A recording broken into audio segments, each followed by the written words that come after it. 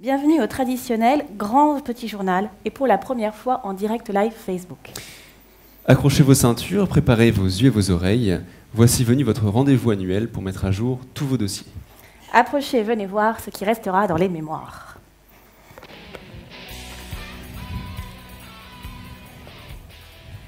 Commençons tout de suite avec notre édition régionale. Nos régions ont du talent. Urbrez n'a pas chômé. À noter dans leur agenda l'accueil du conseil d'administration de décembre 2016, la promotion des maisons de santé, le tour de la presse pour expliquer quelle vision a la jeunesse de la médecine générale, et enfin un généraliste dating. Le généraliste dating reprend le principe du speed dating pour la médecine générale. Lors d'une après-midi, des médecins installés en recherche de remplaçants, de collaborateurs ou d'associés ont rencontré de jeunes médecins autour d'un café. Les Bretons sont en forme. À Paris, un bureau dynamique a proposé de nombreuses formations sur la vaccination et l'obésité de l'enfant à ses adhérents. De plus, sa présidente, Sandra Enoch, a été mise à l'honneur dans Libération. À Limoges, Sylvain Jumeau, président de la structure locale, le JRL, était en feu sur le plateau de France 3 pour parler des déserts médicaux en mars. Écoutons-le. Depuis 10 ans, il y a un nombre croissant de médecins remplaçants sur le territoire national et local. Ce sont effectivement des médecins qui vont remplacer pendant longtemps. Tout simplement parce qu'ils vont avoir besoin de découvrir le territoire pour trouver un point de chute, découvrir des activités différentes, que ce soit des activités à plusieurs professionnels de santé, à plusieurs médecins, dans des maisons de santé ou autres. Donc ce temps-là est un temps nécessaire. Si à leur installation, les généralistes bénéficient de 5 ans d'exonération fiscale, le nombre de cabinets continue de baisser en Creuse et en Corrèze et reste stable en Haute-Vienne. En Occitanie, salue la création de MIPAGIR, une structure qui part sur les chapeaux de roue, avec déjà des soirées de formation proposées sur les certificats médicaux liés à la pratique sportive et la gestion de l'incertitude en médecine générale. En Alsace, au pays des cigognes, les soirées de formation à la prise en charge des violences faites aux femmes font parler d'elles et attirent de jeunes médecins motivés pour améliorer leur pratique. Dans les Alpes, Réagir Rhône-Alpes et Réagir Auvergne ont fusionné pour donner naissance à Réagir Aura. Et en son nom, Marion Chauvet a été présente sur les ondes pour parler des propositions des jeunes généralistes pour faire face aux déserts médicaux. Écoutons-la.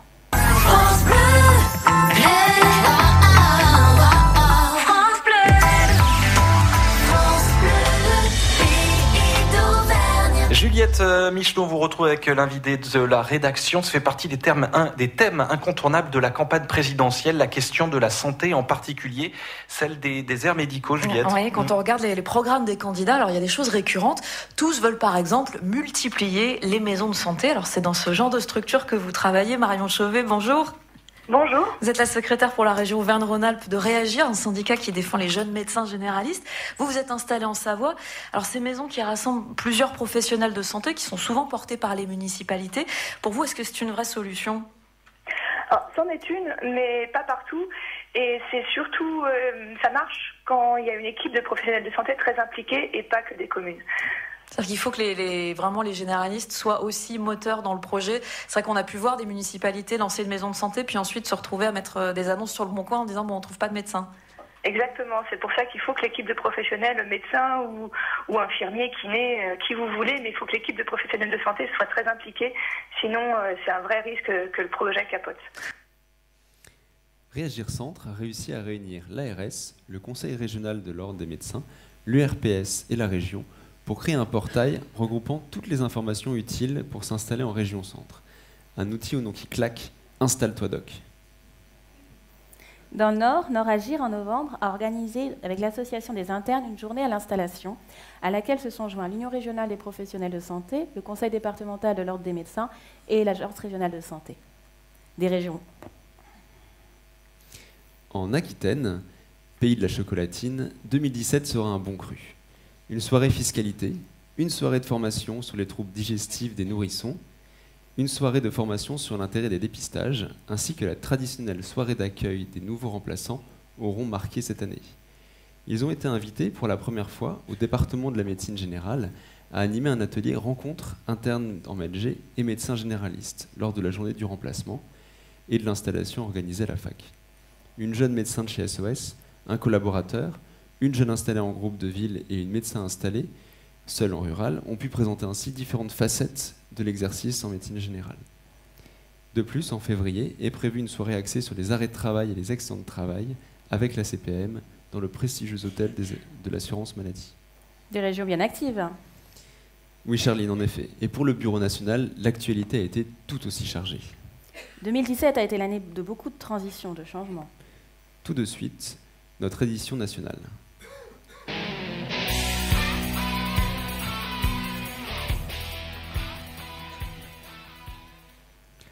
On commence par un coup d'œil dans le rétroviseur de notre année. Revenons sur les faits marquants de l'année écoulée.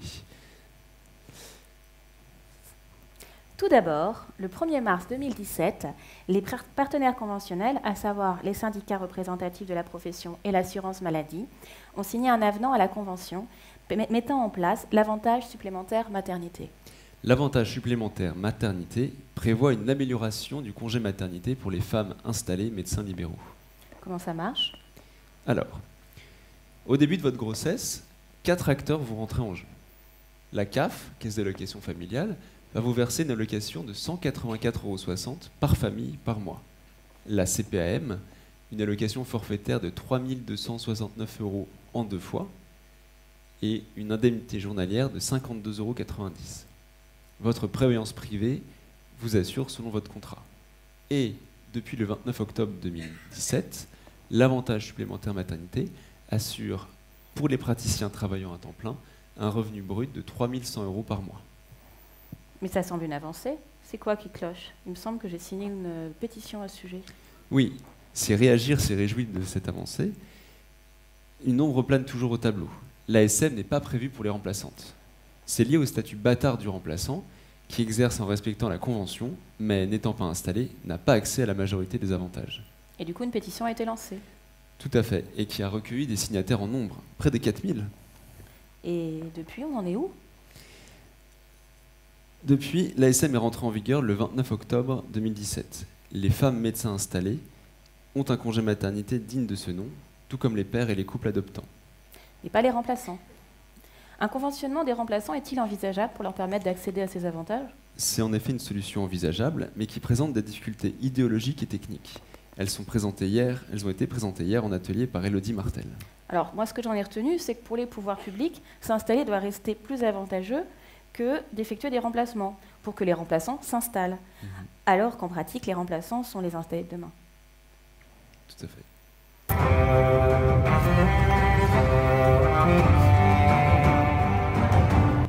Oui, 2017 a aussi été l'année de l'élection présidentielle. La santé a trouvé sa place dans les débats et Réagir a souhaité apporter sa contribution aux réflexions. Dès le 30 janvier, Réagir a fait paraître et adresser aux candidats son pacte, ses 10 commandements.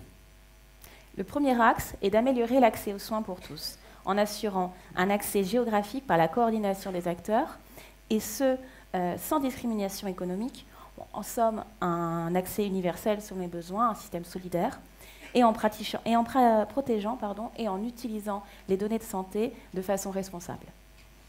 Le deuxième axe est de reconnaître la place des remplaçants dans le système de santé, de créer un vrai régime de prévoyance pour les jeunes médecins, de faciliter l'installation des jeunes médecins, de faciliter aussi l'exercice mixte et de diversifier les modes de rémunération. Enfin, le troisième axe est d'améliorer la pratique professionnelle en développant la filière universitaire de médecine générale et aussi en assurant formation et certification aux médecins tout au long de leur carrière. Sacré programme. Et un an après, on en est où? Eh bien, c'est le sujet de la table ronde de cet après-midi. Et les autres jeunes, ils en pensaient quoi? Eh bien, on peut dire qu'ils se sont emparés du débat. Le 15 mars, l'ISNARI-MG, les internes, a rassemblé Réagir, le SNJMG, l'ANEMF, les externes, et l'INSCA, les chefs de clinique des hôpitaux, pour inviter des représentants de chaque candidat à l'élection présidentielle et présenter son programme et à dialoguer avec les jeunes médecins et futurs médecins. Étaient présents des représentants de Emmanuel Macron, Jean-Luc Mélenchon, Nicolas Dupont-Aignan, Marine Le Pen et François Fillon. Une façon de tenter de peser dans les débats. À la suite de cet événement, on a pu entendre Sophie Augros, votre représentante qui surfe sur les ondes de la radio comme sur la neige fraîche des Alpes. On l'écoute tout de suite, un de ses passages sur France Inter.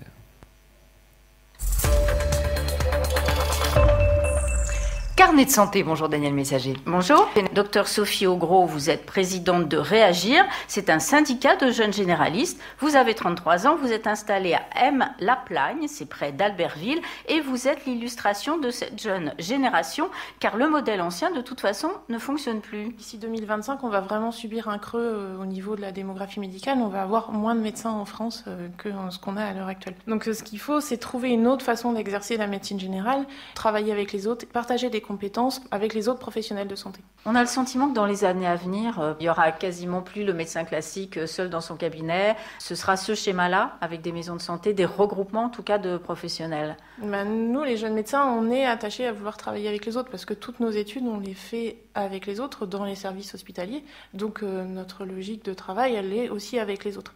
Il y en aura toujours des médecins tout seuls dans leur cabinet puisqu'on n'est pas tous prêts à travailler en équipe. Mais en effet, je pense qu'il y aura majoritairement des équipes. Alors lutter contre les déserts médicaux, c'est aussi, le gouvernement a mis en place depuis quelques années des incitations financières. C'est suffisant? Est-ce que ça marche? On s'est rendu compte que des aides qui sont strictement financières, en fait, c'est des opportunités que les gens vont saisir, mais c'est pas ça durera pas. Ça va pas durer. Et par contre, il y a eu une aide qui a été mise en place, qu'on appelle le contrat de praticien territorial de médecine générale, qui leur assure une protection sociale pour la maternité et la maladie, et aussi un complément de revenu pour assurer un revenu de base minimum au début de l'installation. Sophie était également sur les ondes ce matin pour France Bleu. Écoutons-la. France Bleu Vaucluse matin. C'est l'heure d'accueillir notre invité. Bonjour Daniel Morin. Bonjour Delphine, bonjour à tous. Et ce matin, vous recevez Sophie Augros, la présidente du syndicat Réagir des jeunes médecins généralistes, en congrès jusqu'à ce soir à Avignon. Oui, bonjour Sophie Augros. Bonjour. Alors, des jeunes généralistes venus de toute la France se retrouvent depuis hier jusqu'à ce soir au centre des congrès du Palais des Papes à Avignon.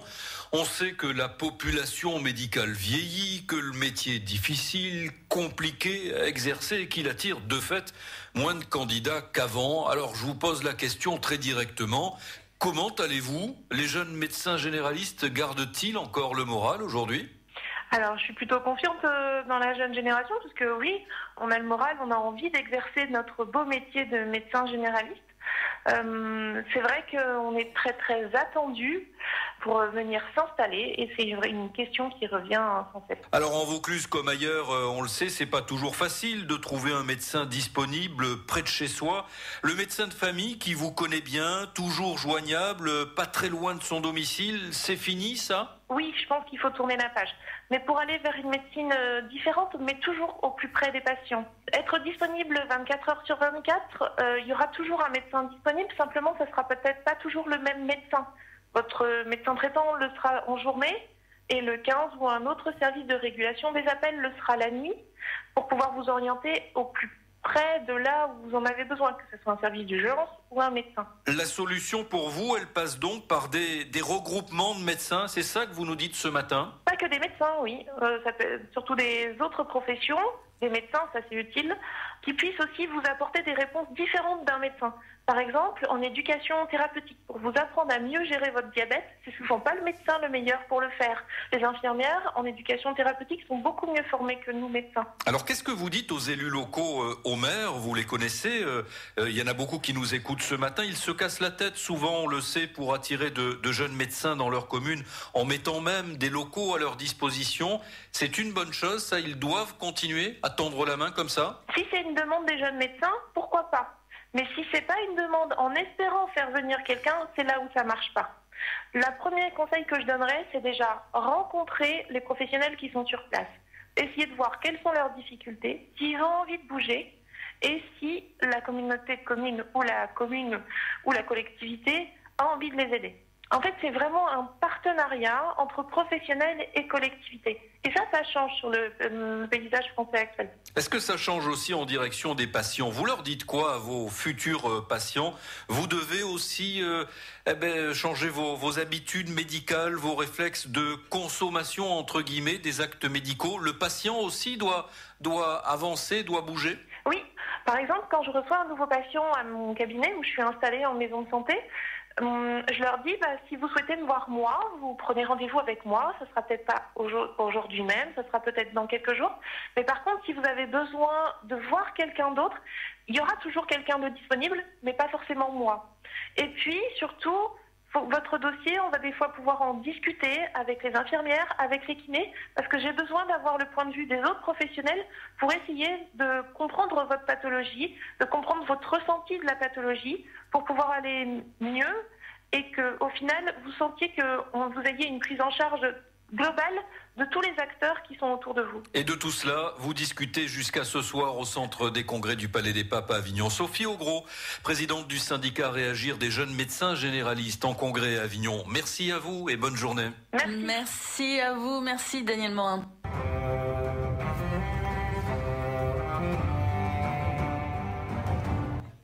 Sans transition, finalement, celui qui a pu poser ses bagages à l'Élysée, Emmanuel Macron, a nommé à la santé Agnès Buzyn le 17 mai 2017. Qui, elle-même, a pris pour l'un de ses 10 conseillers nul autre qu'un visage connu à Réagir, Jaco. Oui, le docteur Jacques-Olivier Dauberton, médecin généraliste installé en équipe de santé primaire, à Saint-Rémy-en-Bouzemont, dans la Marne, a été jusqu'en septembre 2016 président de Réagir. La reconnaissance pour nos idées ? J'en suis convaincue. Et ce qui est sûr, c'est qu'on a entendu parler de Sophie Touchus-Augros. Oui. Au mois d'octobre, elle a pu aiguiser ses arguments et répondre aux reproches que l'on entend tous sur la féminisation de la profession, et ce, dans Libération. Revenons sur les points forts de sa tribune dans notre vrai-faux. Idée. Cliché numéro 1, les femmes seraient en partie responsables des déserts médicaux. Faux.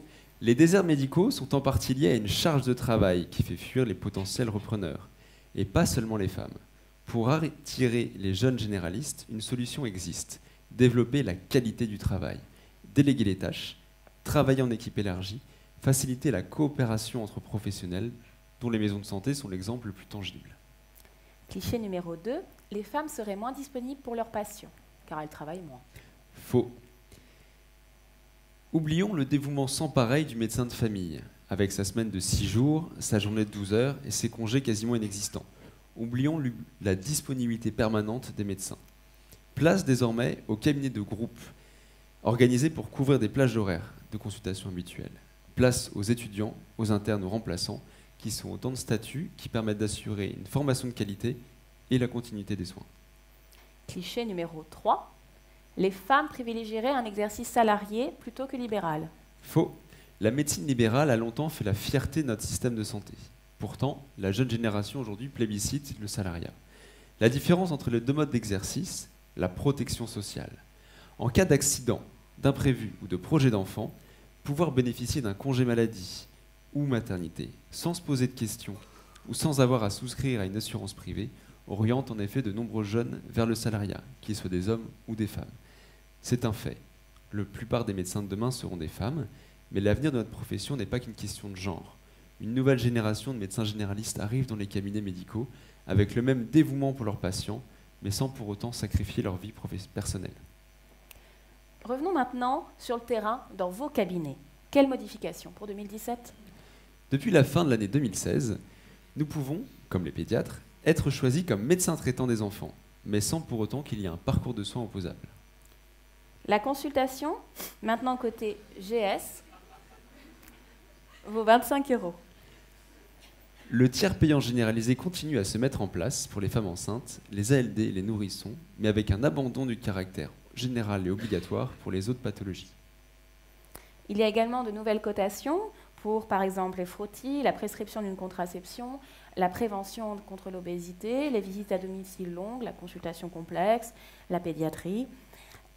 Toutes ces nouvelles cotations, les anciennes également, sont présentes sur la fiche cotation de Réagir. La vaccination pour les pharmaciens, une expérimentation qui ne manque pas de piquant. Lors de la campagne actuelle de vaccination antigrippale, certains pharmaciens peuvent vacciner en pharmacie, sous réserve d'avoir un local adapté et suivi une formation. Une expérimentation qui a débuté en Auvergne-Rhône-Alpes et en Nouvelle-Aquitaine. Et Réagir a continué à faire parler de lui par l'intermédiaire de Yannick Schmitt, aka le grand hamster d'Alsace, très à l'aise sur BFM TV pour parler justement de la rémunération. Écoutons-le. Vous, le jeune généraliste installé à Strasbourg, exactement à Lingolsheim, juste à côté de Strasbourg, C'est un signe fort, comme le dit le docteur Albi, c'était une priorité. Est-ce que c'est suffisant? Tiens, pourquoi on passe de 23 à 25 euros? 23 euros, c'était indécent aux yeux de beaucoup de médecins généralistes comme vous? Alors, je pense que pour nous, jeune génération de médecins généralistes, on n'a pas forcément la même valeur du symbole que vient de le dire notre collègue. Pourquoi? Parce que pour nous, le débat entre médecins généralistes et médecins spécialistes, il n'est plus d'actualité. Nous sommes des médecins spécialistes à part entière et il n'y a plus de différence pour nous. Tous les médecins généralistes aujourd'hui qui sortent de leurs études sont des spécialistes. Donc la différence... Merci MG France. Merci à nos aînés qui ont porté cette revendication et qui a abouti aujourd'hui, effectivement. Donc la différence tarifaire, elle existe, c'est sûr. Qu'elle soit gommée, c'est une bonne chose, mais surtout ce à quoi on est attaché, c'est qu'aujourd'hui, les modes de rémunération ne répondent absolument plus aux missions d'un médecin généraliste.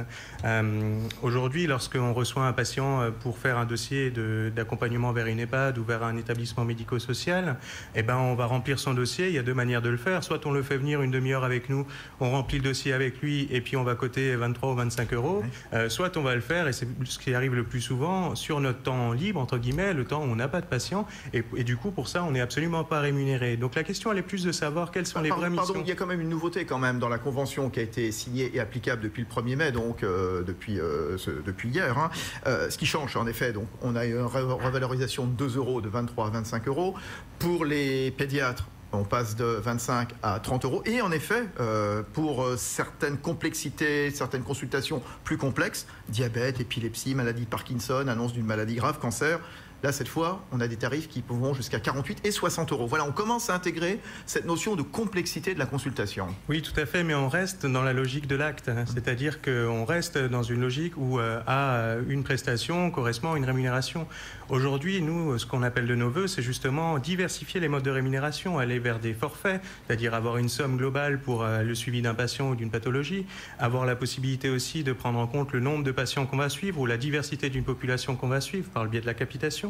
Ça, c'est des modes de rémunération aujourd'hui qui sont balbutiants. Ça représente à peu près 10 à 15% de notre rémunération aujourd'hui.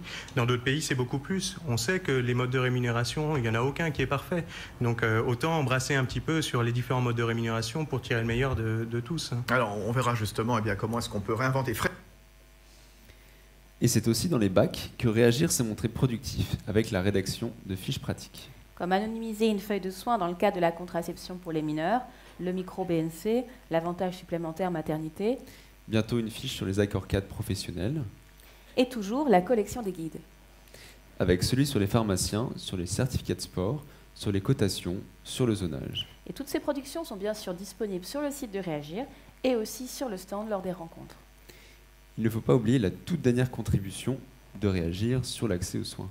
D'ailleurs, c'est en exclusivité, nous vous proposons d'entrer dans les coulisses de la création d'une contribution. C'est le making-of de la rédac. Lors de la table ronde d'hier, vous avez eu la chance de découvrir en avant-première la contribution sur l'accès aux soins de Réagir. Pour ceux qui étaient en DPC, c'est un document de synthèse reprenant 40 propositions d'amélioration du système de santé. Cette contribution sera débattue et soumise au vote lors du conseil d'administration de ce week-end. Donc, 10 objectifs, 40 points. Mais comment ont-ils fait? Sont-ce des surhommes? Enfin, des surfemmes, parce que je crois que c'est surtout elles qui sont en majorité. Suivez-nous dans notre making-of et découvrons les arcanes de la création d'un tel doc de propositions. Ils étaient une vingtaine, réunis en décembre 2016 au pays de la crêpe, du cidre et de la saucisse de Varec. Les druides ont décidé de mind-mapper dans la vallée. Quoi? De mind-mapper? Oui, de se diviser en deux groupes et de laisser venir les idées. Un peu comme un remue-ménage, mais en regroupant peu à peu les idées en grandes super idées. Et ensuite? Ensuite, on assiste à une lente digestion, notamment par le fameux hamster d'Alsace, qui laisse peu à peu infuser, disent-ils, faire relire, corriger et colliger les idées. Donc 10 objectifs auxquels les membres du conseil d'administration ont proposé 40 solutions, bientôt en ligne sur le site de Réagir. C'est maintenant l'heure de notre pause publicitaire.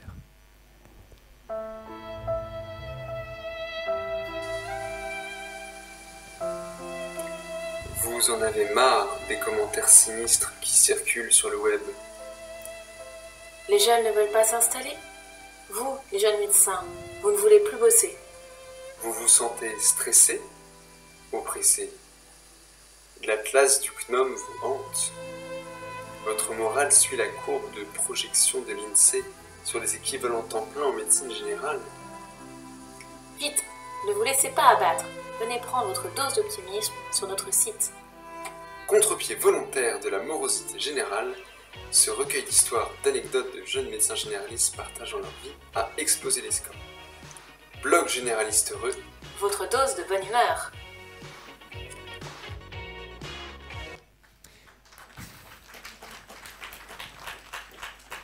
Continuons avec le zoom de la rédac. Aujourd'hui, voyons où en est le contrat de PTMR, praticien territorial médecin remplaçant. Signé quasiment le jour du pot de départ de Marisol Touraine, le statut de PTMR a vu le jour dans la douleur. Le projet initial ressemblait beaucoup à la proposition de Réagir de 2012, l'OPSA, ou Offre publique de soins ambulatoires. Un médecin remplaçant devait toucher une rémunération supplémentaire ou se voir assurer un revenu minimum et une certaine forme de protection sociale au cours de ses remplacements en zone sous-dense. Ces revenus étaient ainsi en partie assurés en cas de maladie ou de grossesse. Une assistance était aussi prévue concernant les formalités administratives. Finalement, on en revient aux bases des revendications de Réagir. On tente par tous les moyens d'assurer une protection à l'ensemble des médecins, y compris aux remplaçants thésés et non thésés. Oui, mais ce qui aurait pu être un outil intéressant pour protéger les remplaçants s'est révélé un casse-tête administratif, comme nous savons si bien le faire. Pourquoi ? Les seuils créés par le législateur considéraient qu'un remplaçant était à temps plein à partir de 5000 consultations par an. Sachant qu'un médecin installé voit en moyenne 4000 patients par an, que la procédure est lourde. Ça semblait une bonne idée, mais... Bien mal réalité. Au cours de l'été, les régions ont rencontré les ARS. Une note de cadrage est en attente. C'est maintenant l'heure d'aller prendre des nouvelles de la filière universitaire de médecine générale. C'est l'heure de notre rubrique Fac My Life. Oui, Charline. Et aujourd'hui, dans Fac My Life, quand on l'a dans le CCU. La FUMG et les CCU, ce grand feuilleton à rebondissement. Actuellement, il existe un flou juridique. Et dans certaines facs, les chefs de clinique universitaires, qui sont aussi maîtres de stage des universités, ne reçoivent pas l'indemnisation des maîtres de stage. L'argumentaire de la fac est que ces honoraires pédagogiques des maîtres de stage sont censés être inclus dans les honoraires de chefs de clinique. En fait, les facultés ont décidé de faire le choix d'appliquer le modèle hospitalier aux chefs de clinique de médecine générale. Ils considèrent que l'encadrement des stages fait partie de la part enseignement et donc est comprise dans le salaire versé aux chefs de clinique par la faculté. Sauf que, étant médecins libéraux installés, c'est sur leur valence soins qu'ils sont aussi maîtres de stage et devraient donc percevoir la rémunération en tant que telle. Où en sommes-nous aujourd'hui ? Tout a commencé à Strasbourg, ensuite Marseille, ensuite Rennes et enfin Bordeaux. Mais jusqu'où cette idée se propagera-t-elle ? Soyez vigilants, ne laissez pas vos CCU à découvert. Réagir est monté au créneau par voie de presse et a rencontré à ce sujet les ministères de tutelle, la santé et l'enseignement supérieur. Une affaire à suivre. Et sinon, quelle autre nouvelle pour la filière et les jeunes ? Nous sommes maintenant à 10 ans de la nous sommes maintenant à la 10e promotion de chef de clinique. 10 promotions qui ont eu parfois bien du mal à accéder à l'étape suivante clinica, devenir maître de conférence universitaire. Oui, pour devenir maître de conférence universitaire, MCU, il faut arriver à trouver l'équilibre entre le soin, l'enseignement, la recherche, arriver à publier, répondre à un cahier des charges complet et précis et lourd, et ça en 2 à 4 ans. C'est un peu court. La situation semble s'améliorer. L'annonce a été faite au congrès du CNGE que ce délai allait passer de 4 à 8 ans de post-internat possible. Une rallonge qui devrait permettre un meilleur accès au poste de maître de conférence pour nos chers chefs de clinique. Et pendant ce temps, le ratio chef de clinique interne est actuellement à 1 sur 80 par rapport à 1 sur 10 pour les autres spécialités. La situation de la FUMG progresse, mais reste améliorable. Depuis octobre, on assiste à l'universitarisation de certaines maisons de santé, qui deviennent donc des maisons de santé pluriprofessionnelles universitaires. Pour être universitaire, ces structures doivent faire de l'enseignement, de la recherche et du soin. On y verra sûrement bientôt exercer les chefs de clinique de médecine générale. Bientôt, c'est justement le sujet de la dernière partie de notre édition 2017. Et demain. Mi-octobre, la ministre de la Santé, Agnès Buzyn, a présenté 4 grands axes de réforme pour renforcer l'accès aux soins sur les territoires. La ministre et son équipe veulent augmenter l'offre de soins, surfer sur la révolution numérique, favoriser la coordination et jouer la carte des projets innovants en laissant une place à de nouvelles méthodes.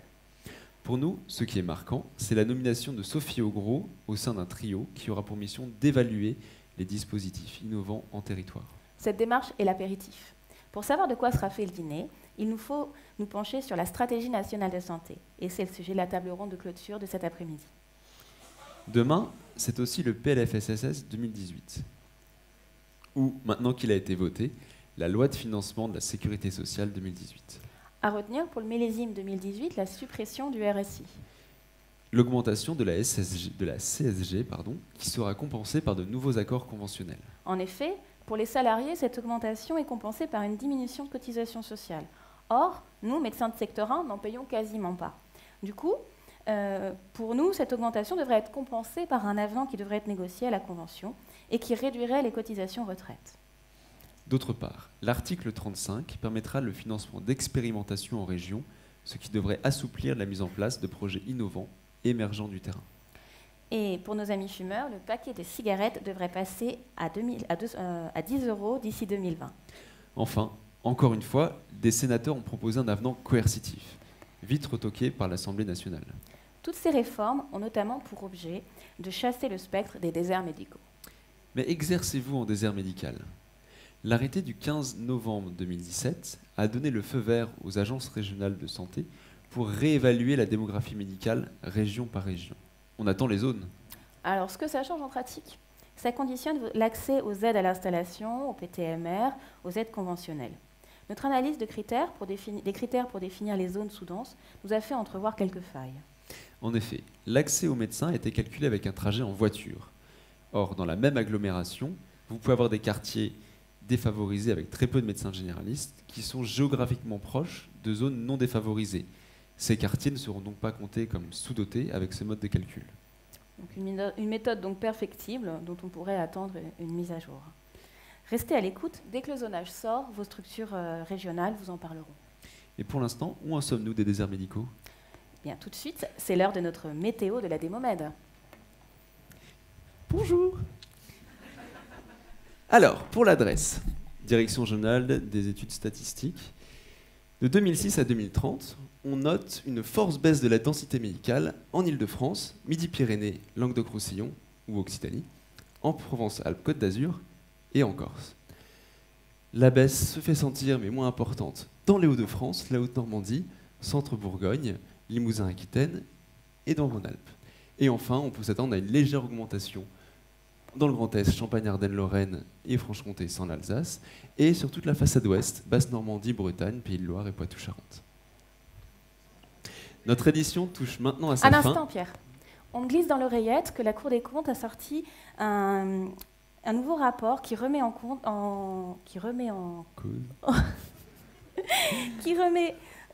la liberté d'installation en compte sur le tapis. Tout à fait. Mais Réagir Veille et avec les autres structures jeunes ont rapidement réagi par un communiqué de presse au message clair. La contrainte n'est pas une solution. Heureusement, c'est aussi l'avis des décideurs depuis quelques années. Mais Réagir Veille, ne baissons pas la garde. C'est sur ces mots que nous finissons notre édition de 2017. Merci à tous de l'avoir suivi. Et n'oubliez pas de profiter du reste du congrès, de jouer avec l'Ardèche pour gagner un week-end en amoureux.